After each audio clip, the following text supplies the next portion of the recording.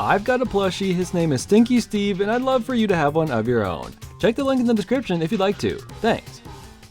Has there ever been a mobile game you loved, forgot about, then wanted to play years later only to find out it was discontinued? It honestly happens all the time to me, but some are harder to accept than others. I can't play Flappy Bird anymore, I think I'll survive. But you're telling me Tiny Thief is gone forever?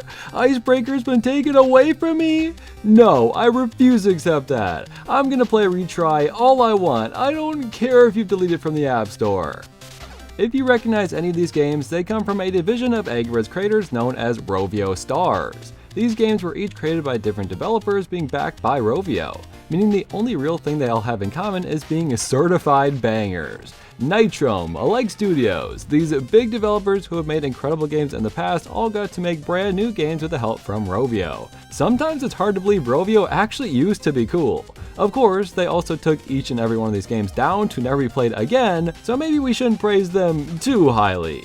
The point is, people always argue that mobile games people always claim used to be great are solely looking through rose-tinted, nostalgia-covered glasses. But we're gonna play these deleted Rovio Stars classics, then compare them to Rovio's more modern games, which are Rovio Stars in every way other than a name, that actually are still in the app stores. So without further ado, let's go ahead and prove those dumb theories wrong, while getting to relive some of my favorite classic mobile games I haven't played in way too damn long. The big three Rovio Stars games are without a doubt Tiny Thief, Icebreaker, and Retry. But before all of that, Rovio made their own new game that wasn't Angry Birds. Welcome to Amazing Alex. I can't be the only one who played this game, right? Alex is just a bored kid with a lot of crazy ideas. In each level you have a goal, like getting a ball into a basket. The game will give you new objects to help complete these levels, like shelves for platforms or books for domino effects. Each level is some sort of chain reaction, some new way to get an object from point A to point B. I love this sort of thing. Rube Goldberg machines or just chain reactions in general are really fun and satisfying to achieve. It's incredibly simple, especially in the first set of levels. But what's important is that it gives you no real boundaries. You can rotate and place each object as you choose. You can freely experiment without a lives or energy system. Isn't that amazing? A game in the year of our Lord 2025 doesn't feature any of that crap? Well, this game is old and unavailable now, we gotta remember that, which is why I'm gonna quickly go through each chapter of the game. If you played this when it originally came out like I did, this entire thing is a crazy nostalgia trip. So many fond memories.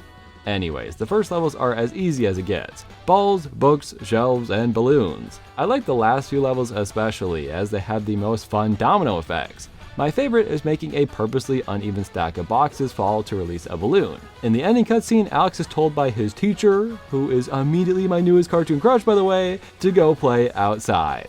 So our next set of levels are in the backyard. I absolutely love the new tubes you can place. They snap together nicely, making them work well in a system. And it's fun just watching the tennis balls follow the paths. There's a punching glove because you gotta have one of those in a cut the rope style game. And speaking of, ropes are here now too. You even gotta cut them sometimes. Getting to swing buckets around adds a whole new level to this game and is already adding so much difficulty here. Or you can just choose to beat a level in a way that was clearly not the intended solution. That's what's so fun though, there's not an exact way to beat every level. Wait a second, I thought this wasn't supposed to be Angry Birds. There's sort of an insane amount of levels in this game, hours are endless fun, so let's rapid fire the rest. In Alex's bedroom, there's pinball bumpers that added a lot of randomness to these levels, especially when it lets you place them yourself. It sort of just becomes trial and error when you have a giant pinball machine to grade, which is a little less fun for me personally. At least they included some bad piggies. This really is just an Angry Birds game now. There's still a ton of fun levels in this pack, some of the best I'd say. Towards the end, we get to drive an RC truck, and in the final chapter, the treehouse, you get a helicopter. This thing is much less controllable though. Some springs are here too, which are even more unpredictable. There's even a guillotine level. After the final chapter, you could play user-created levels and even make your own. It's crazy Amazing Alex got that right away, and Angry Birds still doesn't have that. Amazing Alex came out around the same time as Angry Birds Space, right in the prime time for Rovio, and it was really cool to see them try something different. I wonder if this game at all inspired them to start Rovio Stars. Oh, speaking of, let's introduce our star system. Each game will receive up to 5 literal Rovio Stars, and we can compare as we go how many each game got. So, starting with Amazing Alex of course, it's interesting to make an entire puzzle game based on guess and checking your work, but I'd say they nailed it pretty dang well. This whole thing is so creative and full of ideas, constantly challenging you to be creative too. The pinball items and springs can feel so random though, with even the slightest movements completely changing how the level plays out. Some of those levels are a bit unfun to complete, but I love this game very dearly and I'd give it 4 out of 5 Rovio Stars. Let's move on. If you're like me and you play mobile games until 4 in the morning, it's usually so bright out I can hardly sleep. But now I sleep as soundly as can be thanks to today's video sponsor, Manta Sleep. This is without a doubt the most high quality sponsor product I've ever received. These sleep masks are comfortable, completely adjustable, and even customizable. They sent me cooling eye cups that can be swapped out super easily. With summer starting, the days are getting longer and it can throw off your sleep schedule. Using a sleep mask can ensure you get the rest you need no matter how long the sun stays up. Using the link in the description with the coupon code JakeMiller, you can get 10% off your order, and if you're the first of 500 to shop starting May 26th, you'll get a free Founder's Favorite sleep accessory kit. Thank you Manta Sleep for helping me get the rest I need so I can play mobile games at any time of day. Speaking of, let's get back to doing that, shall we? Tiny Thief is our first actual game from the Rovio Stars program, and pretty much the entire reason for this video's existence. The developers are known for some of my favorite mobile games ever created, and they all fall under the same genre. Love You to Bits is about a knight and a robot, Bring You Home is about an alien with Goofy's hat, and Tiny Thief is about, well, a tiny thief. In each game you're typically collecting items to solve puzzles, navigating your cute little character around the screen. They're point and click games, big whoop, right? Again, they all play almost identically, but I'd argue Tiny Thief is the best of the best. So let's play through it. I haven't seen anything about this game in years, and now it's suddenly all coming back to me now. I really want to know, did anyone else see this character having a perpetual smile? It's definitely supposed to be a nose, but it always looked like a smile to me. The whole game tells a big story, and each chapter only has 5 levels, so we're going to cover each event as I solve them. The first chapter being a rumbling stomach. Through the little puppet show intro, we can see our main character as nothing more than a thief. And in our first level, we walk up, steal a burger, and leave. Every level has a great hand-drawn comic at the beginning too, again hammering it into us again and again. We are not the hero. We travel with our pet, a cute little ferret, and this guard capturing butterflies starts chasing him. Here we're introduced to the other aspects of the game. The ferret hides in every level, so finding him earns you an additional star. There's a series of optional items to collect too, and here, when a kid drops this instrument, we nab it for ourselves. And the goal is to free the butterflies at the end. Our thief seems to be kind to all animals. We try fishing for food, but that's a bust, so we're back to stealing. We reel in a big catch right in front of the guard, and this is the first level that you can actually get caught. That's one of the biggest mechanics of this game, and you'll be a master of stealth by the end. A kind old woman needs a pumpkin for her soup, so we'll steal that too, why not? We need to climb the horse to scale this wall, but he'll kick you off if you try. Feed him a carrot though, and you're suddenly the best of buds. With some stealthy Assassin's Creed type moves, we can take that pumpkin too. The last level is our biggest challenge yet, free the pig from its abusive owner. We block a molehill with a watermelon so we can climb up and free a rabbit, distract the guy to grab some nuts for the raccoon, tie the balloon to the rabbit who will cut down the goose, and as all geese are born to do, he attacks. He can't get in the front, but if you open the window for him, he'll murder that guy and even knock down a bottle of milk for your efforts. And just like that, we've saved the pig and completed the first chapter. That means next is a corrupt sheriff. He's more of a jerk, really, demanding taxes at all times and literally stealing candy from babies. He's proud of it too. Makes sense that our first big level is at the candy store. There's already so many more secrets. You can pop the kid's bubblegum and make him cry if you're evil enough. The trick is to lead a trail of candy towards a barrel, then chop down the decorative lollipop to send him flying. Such a great level. Then he locks up the villagers for fighting against him. We can free the jester first, who has a big old dumbbell just primed to drop on his head. Now, the first time I just dropped it on him here, but if you're smart, you'll wait for him to open his vault first. Once the others have been freed, you can leave early and ditch the granny, or wait patiently and she'll reward you with a gold bar. Game's over, dude, I'm freaking rich now. Look at Granny's moves, dude, she's getting down low. A miner finds a diamond and of course he can't keep it. We sneak in at night while he's asleep and wink wink, his wife is in the shower. If you set the alarm, he'll wake up, kick his cat like a monster, and alert his wife, who has overtaken the teacher from Amazing Alex and is my new goddess. Now for the greatest part. Set the alarm, climb into bed with her, holy shit, it's the best game ever made, and she'll shoot you in the air when it goes off. Your perfect chance to get that diamond back. Now it's the sheriff's birthday and he doesn't deserve that cake.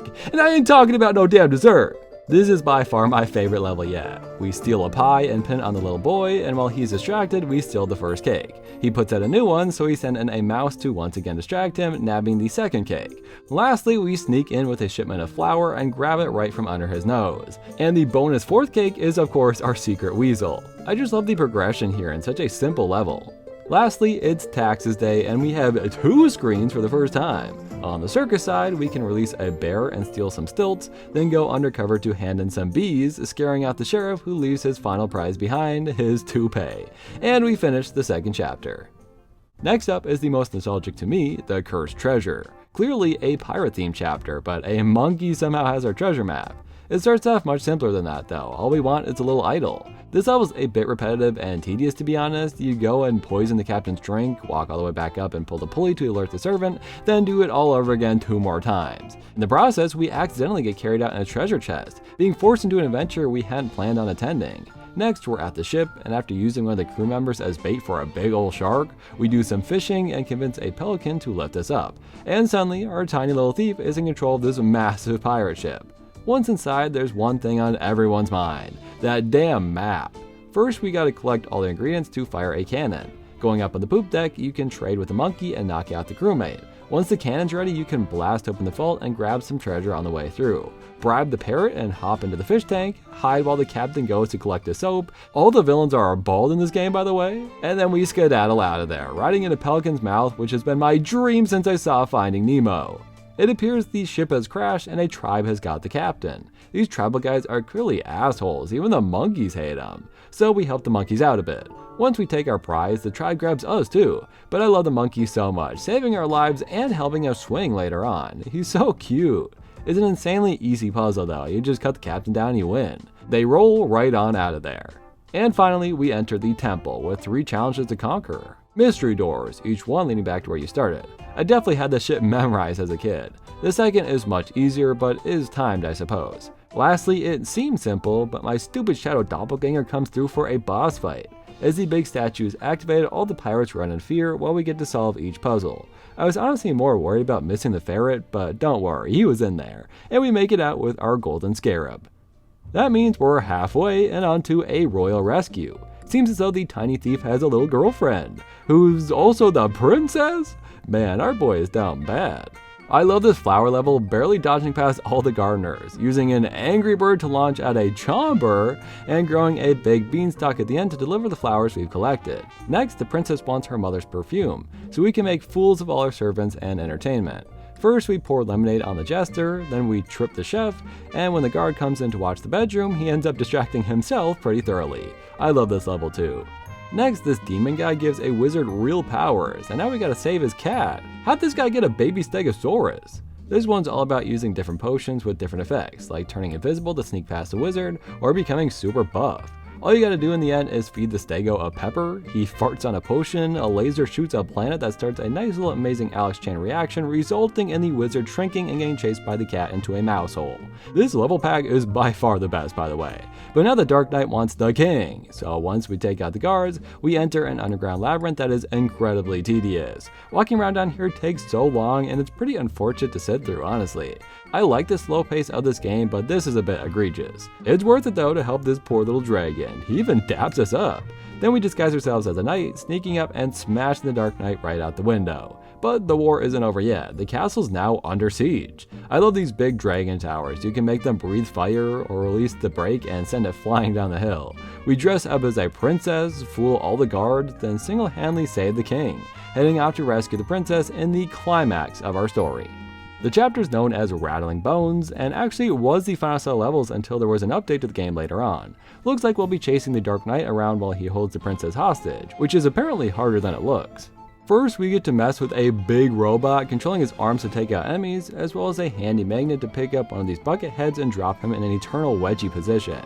Once we finally get in control of the thing, it's pretty useless. One trip and it is completely destroyed. It was fun while it lasted though. Next, the princess is missing her knight in shining armor, and she helps distract them while we take their clothesline. There's a little baby dragon underground, and feed it enough for it to break loose and help terrorize the enemies. There's an epic chase scene where, once again, we're so close, but the knight uses his sword to knock the tiny thief loose.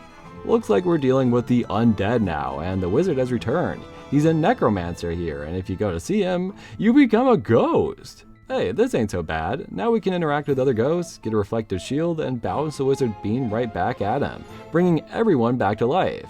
But we're going down to an undead carnival. What a fun level idea. We gotta win 3 games to ride the ferry, but first we need a disguise. This octopus toy just makes us look like a giant eyeball. Perfect. Each game is rigged though, so it's all about tricking the carnies, keeping them distracted. There's even a minecart minigame here, who would have thought? And now we've reached the Kraken and the final showdown. This thing is using all of its tentacles, which either knock you down or act as platforms to move around the level. Once you remove its metal mask, you can put it to sleep, but the stupid knight shocks it awake. So our friendly ferret can finally do something useful, moving the shocker, freeing the Kraken, and just before the knight beats us up, the Kraken returns to bring him down to the darkest pits of hell. Don't keep the devil waiting, old friend. The king arrives to bring us home, and we've just beat the main story. The Bewitched update set the precedent for more levels in this game, but unfortunately it was the only update we got. We're just laughing our asses off, one big happy family now, when a random witch drops by and steals the king. This level is massive, and there's so much more insane stuff going on. We can get toxic goop to infect our clothes, lighting up this cave with a giant snake inside. That's horrifying. Scarier than any of the games in my Scary Games video. Then we ring the doorbell of the witch house and get turned into a larva. Already better than my entire larva video. Being this little thing lets us climb up a tree or under the ground, and once we cocoon, we're now a beautiful butterfly. It doesn't last long, but man, this level is amazing. The whole goal is to make candy to feed this pumpkin until he's so big he explodes. Then we can break in. I did not realize we were just entering Hogwarts. We sneak through until we can grab a wizard hat, and now we're just a student here. If you steal a magic wand, things can really go crazy, transforming objects and making giant rats. You can even trick a student into making their teacher an owl. Then we float right out of there. Man, being a witch is the best. Unfortunately, some candy maker captures us, forcing you to make the candy he wants. Then, on another screen, we see his real plan. He captures fat kids and makes them monster slaves. The monster part doesn't seem necessary, but fun twist. Once we can rescue all the kids, we make a big gumball and crash through his building to save our friend. A very cute, candy-filled level. The chef's in town for the big bazaar, and while he gets the big cauldron ready, we can interact with each other's stall. This is truly the fetch quest level of Tiny Thief, helping one guy at a time to receive the exact item you need to help another guy. We gotta make the soup as spicy as possible, and when the chef goes to check it out, we can drop him in, put the lid on, and fly to the final battle. And don't worry, if you pause you can see he lives. At first, the last level is a little underwhelming, seems boring almost, but when we replace the witch's broom with a normal broom, she falls to her death, and we seem to have won. But she won't go down without a fight. Thankfully, all we gotta do is lure her forward, pinch her nose, and drop a frozen melon on her extremely noticeable weak point. The king is saved, the game is over, and man, did I enjoy playing this again from start to finish. Have you ever seen a game with this much charm? Have you ever fallen in love with characters in a world where no one speaks a single word? Our main character doesn't even have a mouth. Tiny Thief isn't just a mobile game, dude. This is special. I connect to this game. I love it and cherish it, and to think most people can't just regularly download it to play whenever they want is heartbreaking. It's getting 5 stars. What could you have possibly expected otherwise? It's at the top of our list, which only contains 2 games right now, but still. I even 100% of this thing, collecting every star, amassing a crazy treasure trove of collectibles in the process, and loving every second of it. Tiny Thief isn't a perfect game, but it is one of my favorite mobile games that have ever existed. But can we top that? Only one way to find out.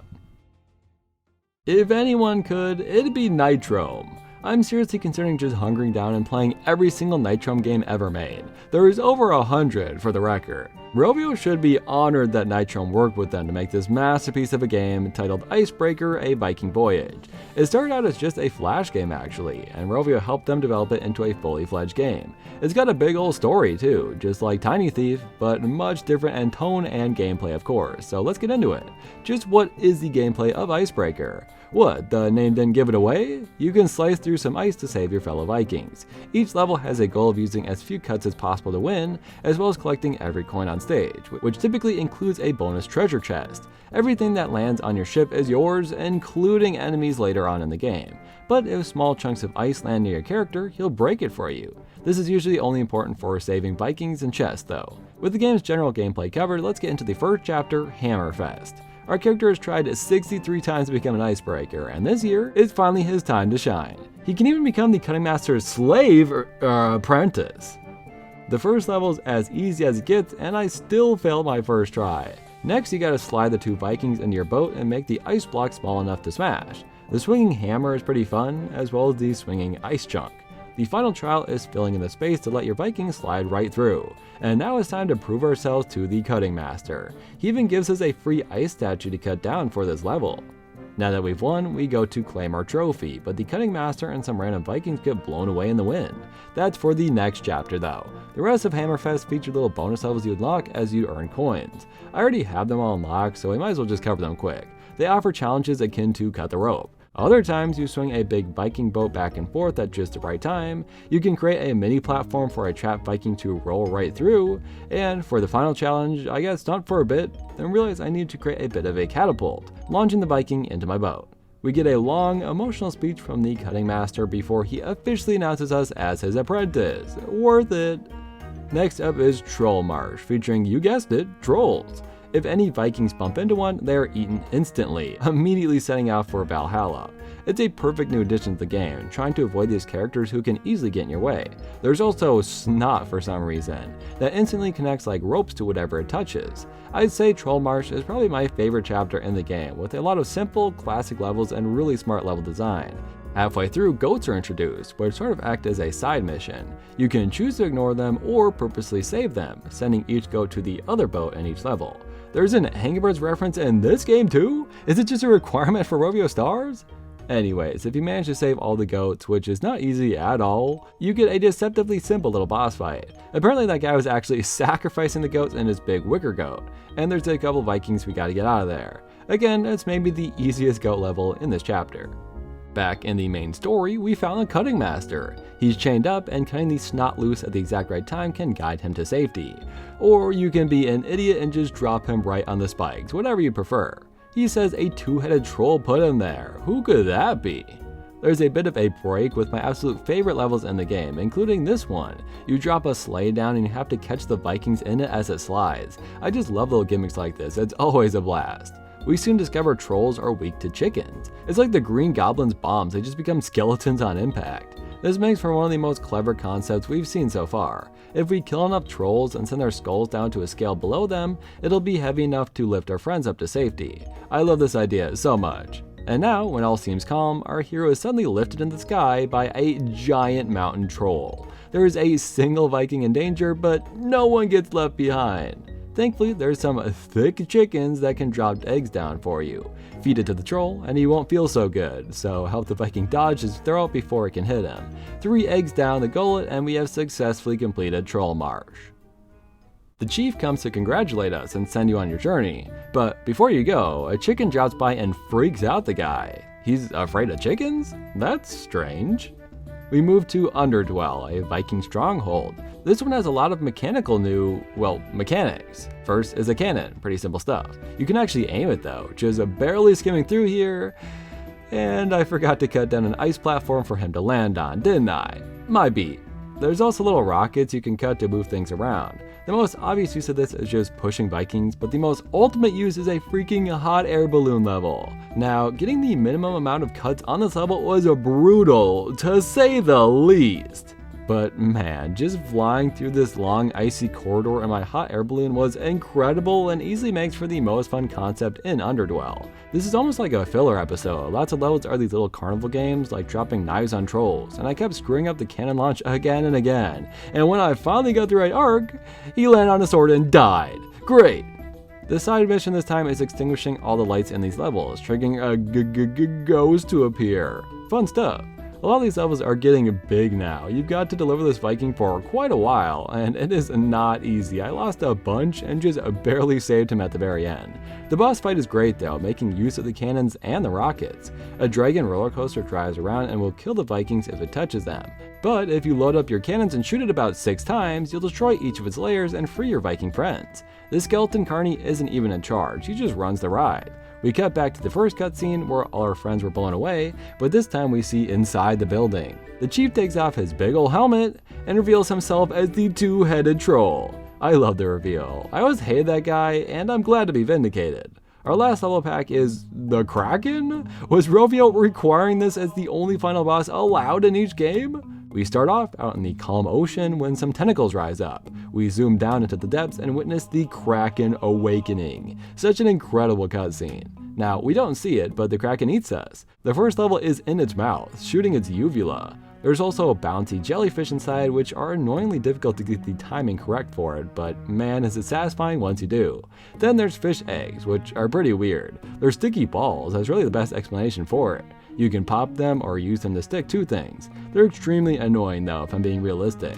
A lot of the levels are. The bounciness can be a bit too inconsistent. It was a nightmare getting the minimum cut requirements on everything, especially when shit like this keeps happening to me. Then one of the coolest additions arrives, rune rocks. You can attach them to anything. This first level makes you swing the rock over, grab a Viking, and swing him right back.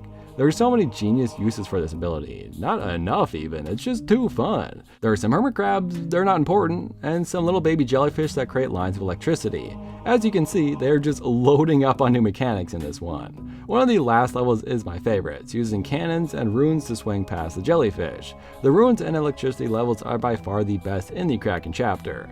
For our boss fight, we've made it all the way to the brain. Shoot its bumps, dodge the lasers it fires at you, and smack him with the hammer when he falls. It's fun that we never see the Kraken fully, he's too huge. Just tentacles, eyes, and every organ inside of his body.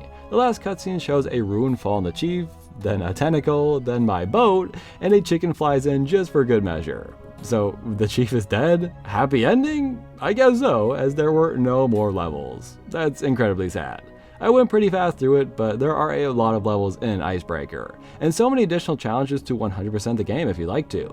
I covered Tiny Thief head to toe, but Icebreaker has a lot left to see if you'd want to try it for yourself. This is the only Rovio Stars game I never deleted from my phone, so I was able to play it as intended for a video today, and it was incredible. Cutting ice is the most simplest form of this game, which is already genius, and then they just keep packing more and more and more ideas in here, and each one is pretty much awesome every time. Not the fish eggs, but everything else, just genius. Nitrom never fails to disappoint, and this game really hits all the marks for me. Fun puzzles, fun story and characters, amazing visuals, plenty of content, and the list could go on, but that's already 4 things and each one deserves its own Rovio Star in my opinion. It's really, really good, but not quite at the highest caliber compared to the games that'll receive 5 stars. Now we move to the last game in the epic Rovio Stars trilogy. And just to clarify, we got more games after that too, but these are the big 3 in my opinion. So even though I include Retry in my trilogy, it's not technically in the same boat. It's not a Rovio Star, it's made by someone else as you can see, but for some reason they just didn't title it as such. Well, Retry is much simpler than the games we've covered so far. There's zero story, it's just a level-based Flappy Bird kind of game. Once your plane is in the air, you gotta keep it that way, or you'll have to, say it with me now, retry.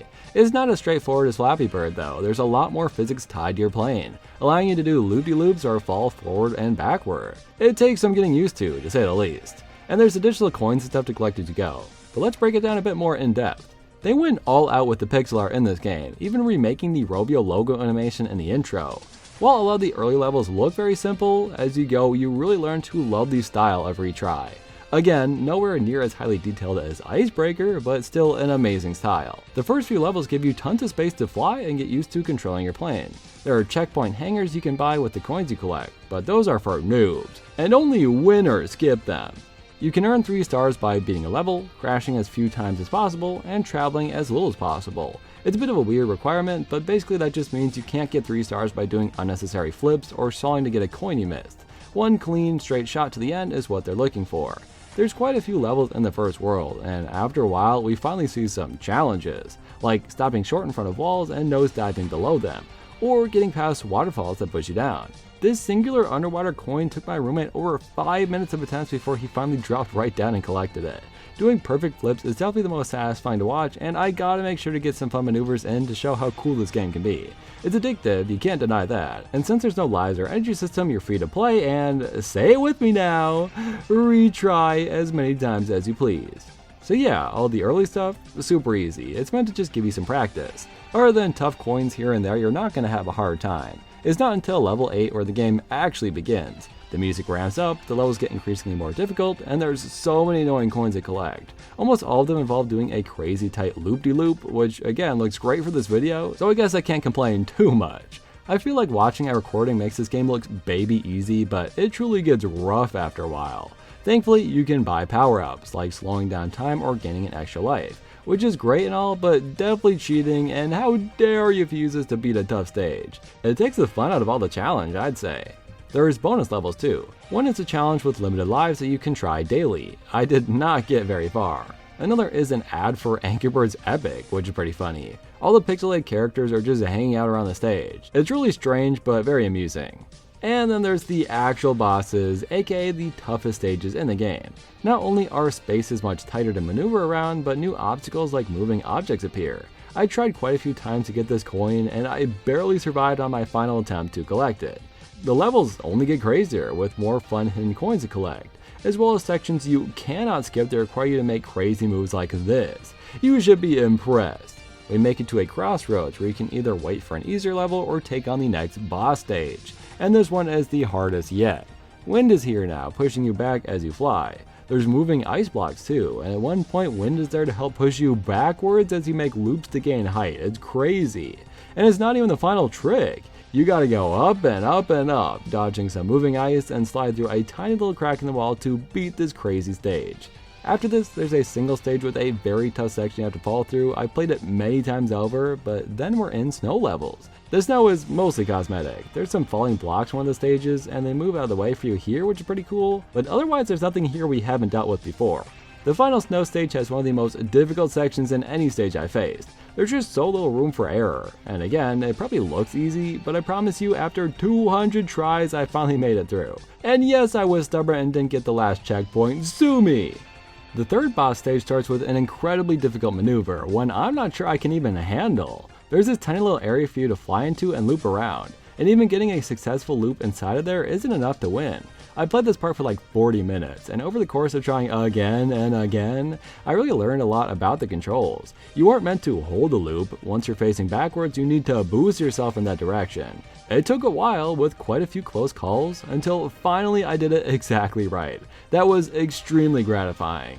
The next part was so easy in comparison, it only took me like 6 tries. Then immediately we're tasked with doing the same maneuver as the first trick, which is crazy, but now that I know what I'm supposed to do, it's not so bad. For the final trick, you must do it a 3rd time, and just like that, it's over. A very fun yet very difficult stage. After this, the levels, as always, get more and more difficult, despite feeling incredibly easy in comparison to the last one. I really love the moving block sections in these levels though, they make a ton of sense for a game like this. There's some more snowy levels with a few new mechanics, and more basic levels, and even a new boss level, which was nowhere near as difficult, just dodging blocks of ice as they chase you down. Let's just skip to the next new environment, a future theme. Or space theme maybe. This area has beams that slow down time, which obviously makes it easier for tighter movement, but also means the game's going to require much more precision in these levels. I'm not sure I really like the gimmick. It makes sense, it just feels so slow when the rest of the game has been fast paced. There are desert levels after this, but I might call it quits there. Let's move to World 2! Yeah, isn't that funny? That was all World 1. To be fair, I'm pretty sure World 2 was just a content update, allowing new players to access these levels right away. They are leagues easier than the levels we've been playing, so I won't go too in depth, but they are very fun. The big new mechanics are these trees and bushes that hide just exactly where the walls and platforms are and really fit the jungle theme of the world. And waterfalls. They just force you straight down, and trying to regain balance once you're upside down in the water is never easy. I failed after this double waterfall so many times. My roommate was watching and laughing at me and forced me to record the part here where I failed, so I guess I might as well put it in the video, right? There's a couple boss levels in here too, and even those are really easy compared to the first world. Only the last section got me stuck for a while, but eventually I managed to break through, beating Retry. Or, well, most of it. I played way more than I was expecting to, so let's talk about it. While it doesn't have a fun story, characters, or puzzles like our last two games, Retry is arguably the most fun out of the three games. It's incredibly addicting, and I'm gonna, say it with me now one last time, retry a stage over and over and over until I beat it. And once I beat it, I gotta see what's next. I played this game until 4 AM one night without even realizing it. The mood in this game is so complex, so much more than just a Flappy Bird clone. I cannot believe there weren't more updates for this game. I know it's popular. I know there are tons more ideas they could implement. Life isn't fair, dude. I really will play the rest of this game in my free time. I love it dearly, but we should move on. This is a 5-star game, no doubt in my mind, and I highly encourage you to emulate it because it is just as great with a mouse, if not better. Now that we're through the beefy games, let's quickly cover the remaining Rovio Stars games. We certainly saw a decline in quality immediately after Icebreaker, but these games are still pretty nostalgic, I feel. I only played one of them in the past, titled Juice Cubes. It's crazy how short this section is gonna be. I only played 10 levels of this crappy game, and here's why. It's a match 3 game like Best Fiends, where you connect lines of the same fruit next to each other. That's literally it. After the last 3 incredible games, this is actual garbage. I only played to level 10 because there was a cool octopus, but the level was just like all the others. This is nothing. I like the designs of the juice cubes, I guess, but other than that, this has less substance than most of the games I played in this genre. The animations feel so cheap and low quality, despite the 2D graphics looking deceptively clean. That's what this whole thing feels like, deceptive. After seeing such quality from our previous games. 1 star, dude, 1 singular star. It'll be sad if we get anything worse than that. Oh great, next is Jolly Jam. Jesus Christ, how did it get worse? I mean, I don't know, the animations are a little nicer I think, and the actual gameplay is a little more unique, having you create squares to collect all the colors within that area, but god, this is just slop again. There's no substance to this, there's no reason for me to play more than a singular level. The character designs just piss me off too. 1 star, again! Don't get hopeful yet, the next game is Word Monsters and it looks like this. It's one of these stupid word games, that's it. And it only let me play the tutorial before forcing me to log in, but when I tried to log in, it just said no! This is pure shit! 1 star! Get this off my screen! Okay, I know things got real rough there, but there are a couple more Rovio Stars games, and I think these actually were liked by most people. First of which is Plunder Pirates. Turns out this game survived all of Rovio's purges, published by its own creators nowadays. If you miss Plunder Pirates, it's still around. It's Clash of Clans, but out on the sea. Everything is pirate themed, you get your own island, you can attack other players, and definitely the most fun part, you explore a map, slowly opening it up further and further with different events and places to find. I'm not a Clash of Clans guy, I don't like these kinds of games. I don't like that I sent these pirates out and instead of attacking the cannons right in front of them, they destroyed the houses and got themselves killed. It looked pretty neat, and I feel like starting a brand new Clash of Clans account is the most fun part of the game, so now you can try it with this one instead. Let me know if you still play Plunder Pirates and if it's better or worse than Cock. And no, I'm not asking if it's better than sex, you know what I mean. Since it seems decent enough, and I'm not the right critic for this sort of thing, let's give it 3 stars. Not bad, not amazing, just a simple, well-made mobile game. Skypunks on the other hand, not still around. It's a little presumptuous to give themselves 5 stars already, especially when the characters look like that. Wait, this is a Subway Surfers game? For real? I could be playing Omnomren instead of this right now? The game looks nice, I guess. I like the environment, and I like the vehicles you drive around on. They tried to make cool sections like a loop-de-loop, but when you're driving on it, all you can see is the damn ground in your face. It seems to be racing focused, which isn't the typical style for Subway Surfers games, but I literally made a whole video on this genre. I know the good and bad sides of this trope, and this looks like the definition of mediocre. I don't hate it, but it certainly feels lacking. The gameplay is incredibly boring to watch. The later levels add a lot more to do, I'll give it that, but I'm not seeing anything worth writing home about. I think it makes sense to give it 2 stars then. Not actual slop, but nothing of substance still. For our last section of the video, now that we've covered all the Rovio Stars games, we've entered the modern era of Rovio. All these games are still up. all published by Rovio themselves, and I'd really like to see how they all compare to the rest of the games, the ones Rovio held fun but absolutely did not create. We'll start with one people genuinely like, Battle Bay. It's quite different from everything else we've seen because it's multiplayer. You drive a little boat with your team of 5 against the enemy team. The point is definitely to kill the enemy team before you die, but just in case any of the other team hides like a coward, you can just capture the center and win that way too. It's pretty fun. It sucks starting out though, since you're only against computers who barely ever shoot at you, but I like the different kind of weapons you unlock, and there seems to be a lot. You can choose which guns you like the best and set out with your team. I should get 4 of my friends to play comp with me, honestly. I'd say it's in a similar boat to Plunder Pirates, wink wink nudge nudge, as it's not really a game I'd play, but I enjoyed playing it and it seems good. This game has its audience, I know it does. We'll give it 3 stars as well. Battle Bay has earned it. Fruit Nibblers? Yep, this already looks more up Rovio's alley. Hey, another match 3 game. Personality seems a lot better though, the animations are just more fleshed out. Let me ask you something though. Ever played Angry Birds Match? You know, the game they advertise at the bottom of your screen at all times? Yeah, it's the same goddamn game! What the hell else do you expect from Modern Rovio, dude? New ideas? They ran out of those! It's 100% better than the previous Match 3 games. I'd even go as far as to say it's more appealing than Angry Birds Match, but that does not make it good. 2 stars, that's all you're getting, nibblers. And don't censor that shit, I said nibblers, not Last but not least, we have Small Town Murderers, releasing just 2 years ago. What could this be? A fun murder mystery game with a unique story and characters? Something worth playing?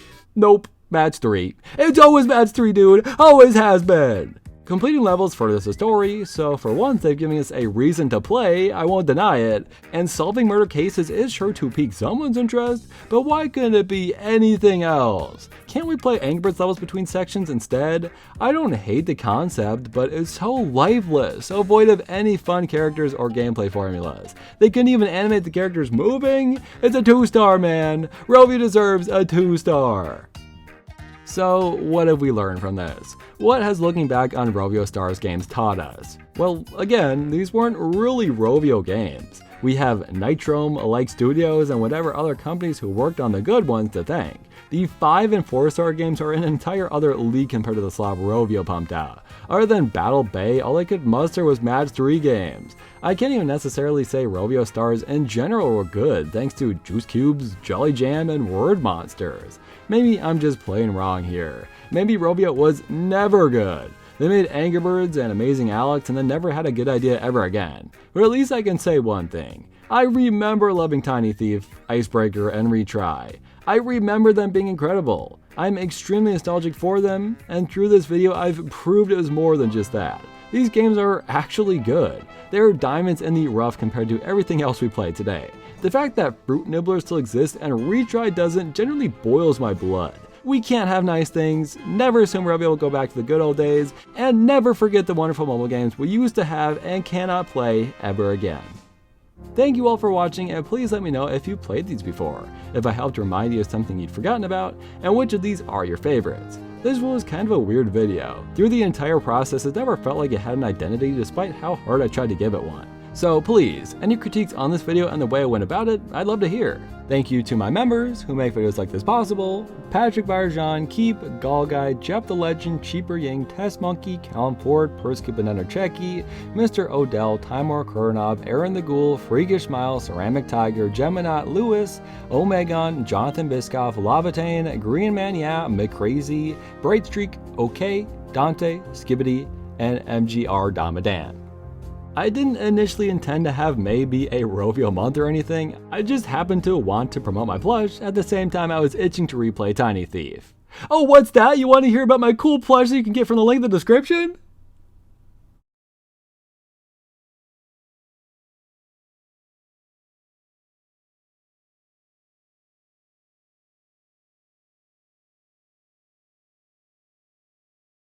So please, any critiques on this video and the way I went, it looks pretty neat, and I feel like starting a brand new Clash of Clans account is the most part